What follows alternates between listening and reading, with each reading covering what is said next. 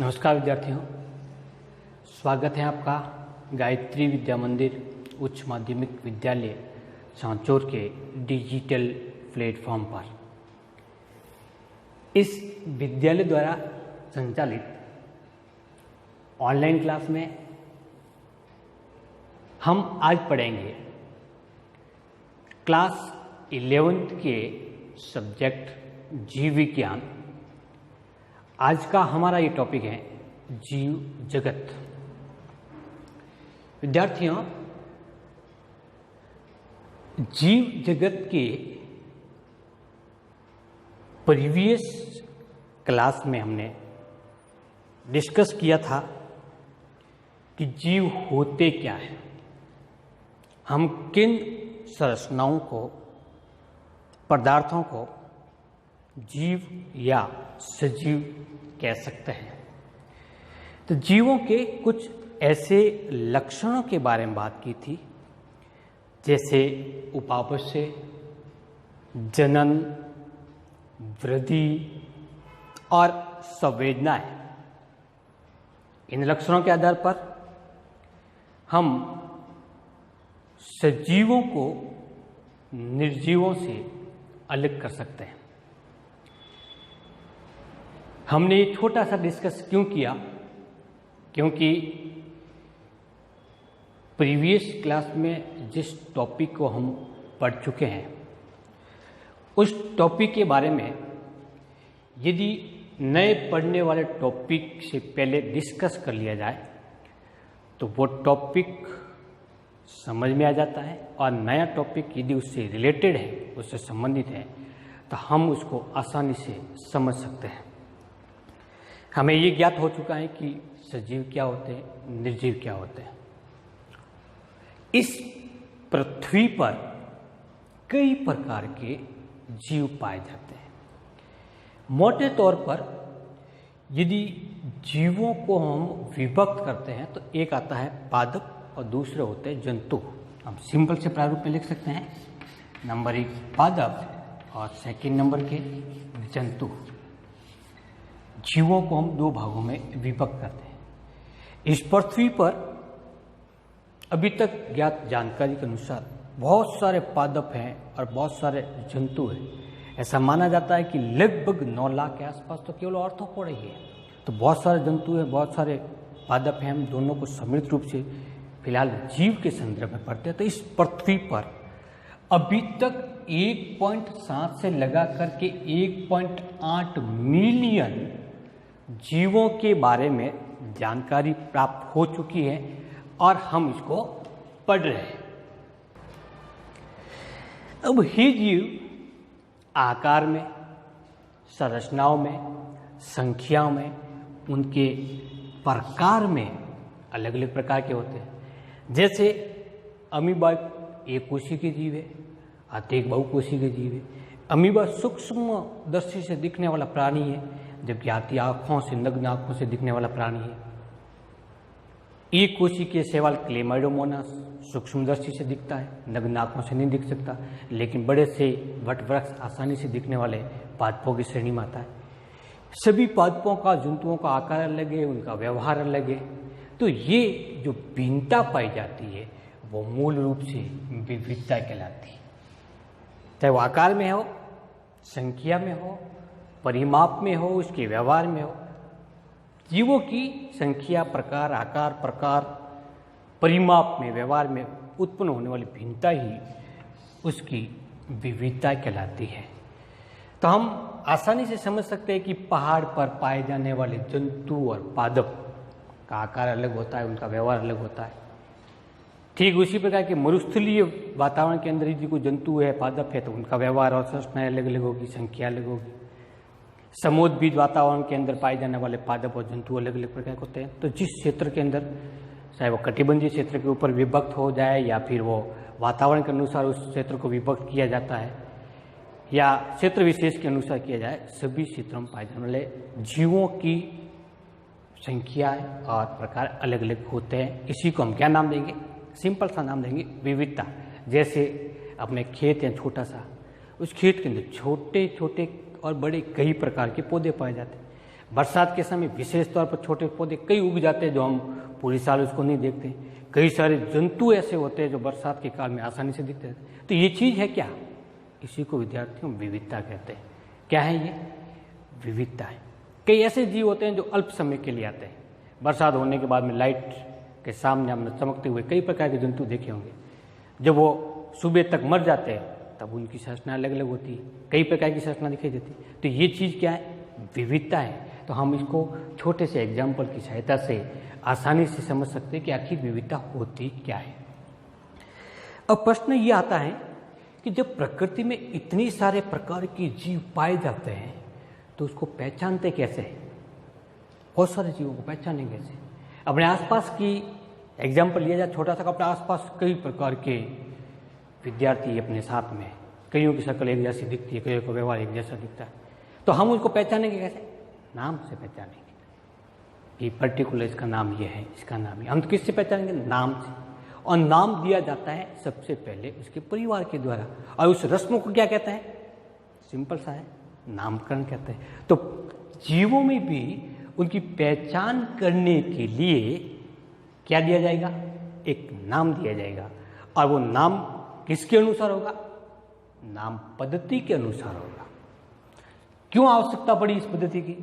आवश्यकता इसलिए पड़ी कि किसी एक पौधे को या जंतु को एक क्षेत्र में अलग नाम से पहचाना जाता है, जबकि दूसरे क्षेत्र में अलग नाम से पहचाना जाए, जबकि वो है एक ही। पूरे विश्व में उसको एक ही नाम से जाना जाए, इसलिए उसके नामकरण की आवश्यकता पड़ती है। और उसी के लिए उसके लिए एक नाम पद्धति फिक्स की जाए। क्यों आवश्यकता होगी? कि नामकरण तो कोई भी कर सकता है, कोई भी देश कर सकता है, कोई भी वैज्ञानिक कर सकता है। तो फिर मान्य कौन सा होगा? मान्य करने के लिए, मान्यता देने के लिए क्या रखी गई? एक पद्धति बनेगी, एक नियमावली बनेगी कि इस नियम के अंतर्गत आने वाला नाम ही सर्वमान्य होगा और उसी नाम को हम पहचानते हैं, उसी नाम से उसे पुकारते हैं। तो ये तो एक छोटा सा टॉपिक हुआ नामकरण पद्धति का। इस विश्व में जंतुओं का और पादपों का नाम देने के लिए कई प्रकार की पद्धतियां वैज्ञानिकों के द्वारा प्रतिपादित की गई, कई प्रकार की गई है।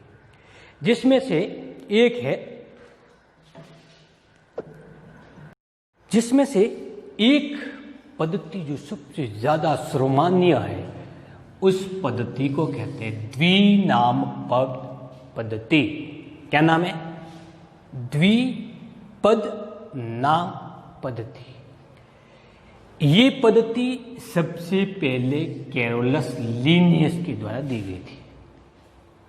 कैरोलस लिनियस के द्वारा। इसीलिए इस नाम पद्धति का जनक कैरोलस लिनियस को माना जाता है। अब ये नाम पद्धति है क्या? तो नाम से स्पष्ट है, द्विपद नाम। नाम कितने पदों से मिलकर बना होना चाहिए? 2 पदों से। जैसे किसी व्यक्ति का नाम, जैसे महाराणा प्रताप का नाम महाराणा प्रताप, तो नाम हुआ। अमर सिंह चौहान एक नाम, तो 3 अक्षरों से, 3 शब्दों से मिलकर बना हुआ। तो इसी प्रकार का इसमें भी कितने होने चाहिए? केवल और केवल कितने होने चाहिए? 2 पद होने चाहिए। अब वो 2 पद है क्या? तो इस पद्धति के अनुसार वो 2 शब्दों से मिलके बना हुआ होगा, जिसमें से एक शब्द होगा वो जात वंश कहलाएगा और दूसरा होगा वो इसकी जाति कहलाएगी। वंश समान हो सकते हैं, जाति हमेशा अलग अलग प्रकार की हो सकती है। जैसे मैंजीफेरा इंडिका। विद्यार्थियों, ये नाम है आम का। जो आम हम खाते हैं, गर्मियों का मौसम होता है, बहुत स्वादिष्ट सुरस होता है, पाचक होता है। इस आम का नाम है मैंजीफेरा इंडिका। क्योंकि ये नाम पद्धति के अनुसार दिया गया है, इसीलिए इस नाम को वैज्ञानिक नाम कहते हैं। क्या नाम देंगे? वैज्ञानिक नाम। इसका मतलब ये जो पद्धति है वो वैज्ञानिक पद्धति है। बात आगे समझ में? कौन सी पद्धति हुई? वैज्ञानिक पद्धति। नाम क्या हुआ? वैज्ञानिक नाम। और वैज्ञानिक नाम पूरे विश्व में एक समान होता है। मैंजीफेरा इंडिका विश्व के किसी भी जगह पर चले जाओ, किसी भी क्षेत्र में जाओ, आम को वैज्ञानिक भाषा के रूप में किस में मानेंगे? मैंजीफेरा इंडिका के रूप में। अब इसमें जो मैंजीफेरा शब्द है वो इसका वंश अथवा जीनस कहलाता है, और जो इंडिका है वो इसकी जाति कहलाती है। इंडिका क्या कहलाएगी? जाति। ठीक इसी प्रकार का एक कॉमन और नाम लेते हैं गेहूं का। हिंदी में इसको लिखते हैं ट्रिटिकम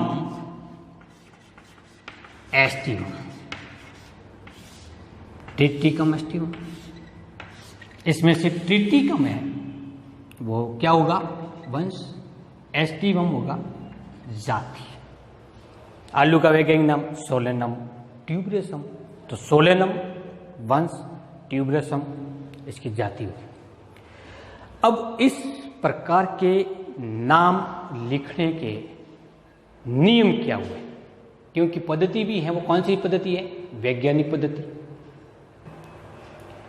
द्विपद नाम पद्धति जो वैज्ञानिक पद्धति कहलाती है के अनुसार नाम लिखने के कुछ विशेष नियम वैज्ञानिकों के द्वारा प्रतिपादित किए गए हैं। जैसे नाम लैटिन भाषा से व्युत्पन्न माना जाता है, चाहे वो किसी भी भाषा से लिया गया हो, लेकिन होगा कैसा? लैटिनीकृत होना चाहिए, अर्थात उसका लैटिनीकरण हो जाना चाहिए, तब उस नाम को मान्यता दी जाती है। नाम को हमेशा दो शब्दों से मिलाकर बनाते हैं, जिसमें से पहला शब्द होगा वो वंश कहलाएगा और दूसरा होगा वो जाति कहलाता है। जैसे आम का वैज्ञानिक नाम क्या हुआ? Mangifera indica. अब इसमें क्या है? वंश के पहले अक्षर के अतिरिक्त पहला लेटर, जैसे मैंजीफेरा की इंडिका में वंश कौन सा हुआ? मैंजी। तो मैंजी का पहला लेटर एम कैपिटल और इसके अतिरिक्त सभी लेटर कैसे होने चाहिए? स्मॉल। तो ये मैंजीफेरा, तो एम तो हुआ कैपिटल, NGIFERA क्या कहलाएगा? ये पहला शब्द, और उस शब्द को हम वंश के रूप में निरूपित करेंगे। और फिर क्या आएगा? इंडिका। इंडिका ये क्या हुई? जाति। तो पहला तो हुआ वंश और दूसरी क्या होगी इसकी? जाति। इंग्लिश में कहेंगे तो ये जीनस हुआ और ये स्पीसीज हुआ। दो नाम से बन गए। लैटिनीकृत है ये, क्योंकि दो वर्ड से मिलकर बन गया ये। वंश और जाति को हमने अलग अलग लिख दिया। कभी भी हम ऐसा नहीं लिखेंगे इंडिका मैंजीफेरा, मतलब वो नामकरण पद्धति के अनुसार नहीं है, रॉन्ग। फिर वंश के पहले अक्षर को क्या लिखा? कैपिटल। इसके अलावा जाति और वंश के सभी अक्षरों को किस में लिखना होता है? स्मॉल लेटर में।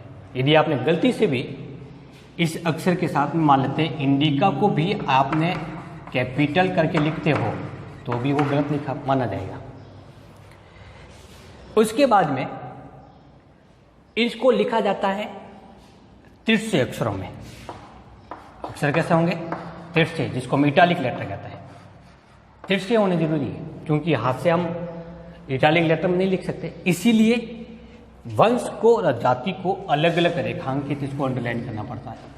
अंडरलाइन यदि आपने नहीं किया है तो भी वो नाम गलत होता है। इसके अनुसार? वैज्ञानिक पद्धति के अनुसार। उसके बाद में उस लेखक का नाम, जिसने उसको लिखा है, जिसने इसकी खोज की है, वो सबसे पहले, सबसे लास्ट में जाति के बाद में कोष्टक में लिखा जाता है। जैसे मैंने लिख दिया लिन, का मतलब है लीनियस। इसका मतलब इस आम का वैज्ञानिक नाम मैंजीफेरा इंडिका लिखा गया, लेकिन किस वैज्ञानिक के द्वारा लिखा गया? लीनियस के द्वारा। तो एक छोटा सा टॉपिक हमारा क्या था? नामकरण पद्धति का। अब इस नामकरण पद्धति के अनुसार नाम लिखने में गलती कहाँ कर लेते हैं हम? प्रश्न आता है कि आम का वैज्ञानिक नाम लिखो, प्रश्न परीक्षा में आया, हिंदी में उसको लिख सकते हैं आराम से, मैंजीफेरा इंडिका। हिंदी में भी लिख सकते हैं इसको, मेंजी फेरा इंडिका। लेकिन इसको काफ़ी कुछ लोग गलत मानते हैं। क्यों मानते हैं? क्योंकि हिंदी शब्द इस लेटिनीकृत नामकरण के अंतर्गत नहीं आता, लेकिन फिर भी हम उसको लिख सकते हैं। लिखना कैसे? इसको इंग्लिश के अंदर ही लिखा जाता है। गलतियां कहाँ कहाँ होती है? गलती में पहली गलती कि आपने उसको लिख दिया इंडिका मेंजी फेरा, मतलब उल्टा कर दिया, वंश को जाति बना दिया और जाति को वंश बना दिया। पहली गलती नंबर 1। दूसरी गलती, आपने मेंजी फेरा को पहला लिखा, लेकिन लिखा किस में है? स्मॉल लेटर में, मेंजी फेरा इंडिका। लिखा सही है, जाति और वंश अलग अलग है, लेकिन फिर भी कौन सी गलती होगी आपसे? एम कैपिटल होना चाहिए, क्योंकि वंश का पहला अक्षर कैपिटल। दूसरी, मैंने नाम लिखा मेंजी फेरा इंडिका। क्या यह नाम पद्धति के अनुसार नाम सही है? गलत है। क्यों गलत है? क्योंकि पहला जाति का पहला अक्षर स्मॉल लिख दिया, लिखना कैसा था? सॉरी, कैपिटल लिख दिया और लिखना कैसा था? स्मॉल। और दूसरी गलती कहाँ हुई? कि इन दोनों वर्ड को अलग अलग तरीके से हमने इसको अंडरलाइन नहीं किया है। तो ये एक छोटा सा टॉपिक था हमारे जीव जगत में विविधता के तौर पर हम उसको पढ़ते हैं और उसका नामकरण। विश्वास है कि आपको ये नामकरण पद्धति के अनुसार नाम लिखना अच्छी तरह से समझ में आ गया होगा। अब विविधता का दूसरा टॉपिक देखते हैं। इस पृथ्वी पर पाए जाने वाले कई सारे जीवों को व्यवस्थित अध्ययन करने के लिए उसको छोटे छोटे भागों में विभक्त करेंगे। जैसे फलाहारी पौधे होते हैं, सब्जी वाले पौधे होते हैं, खाद्यान्न पौधे, तो ये कैटेगरी बनाते हैं इसकी। इस प्रकार से कैटेगरी में विभक्त करने के बाद में हम आसानी से उसका अध्ययन कर सकते हैं। इस सिस्टम को, जिसके अंतर्गत हम जीवों को छोटे छोटे भागों में विभक्त कर रहे हैं, किसकी दृष्टि से? अध्ययन की दृष्टि से, उनके अंदर पाए जाने वाले लक्षणों का आधार पर उसको सुव्यवस्थित कर रहे हैं। इस प्रक्रिया को एक छोटे से वर्ड द्वारा संबोधित किया जाता है, वो कहलाता है वर्गीकरण। क्या कहलाएगा? वर्गीकरण। तो हम अगली क्लास में वर्गीकरण क्या होता है, किसने दिया था, कैसे लिखा जाता है और होता क्या है, कि इसमें कौन कौन से खंड पाए जाते हैं, उनको क्या कहते हैं, इत्यादि के बारे में हम डिस्कस करेंगे। आज के इस टॉपिक के बाद में नेक्स्ट क्लास में आपके सामने उपस्थित होंगे। तब तक के लिए नमस्कार।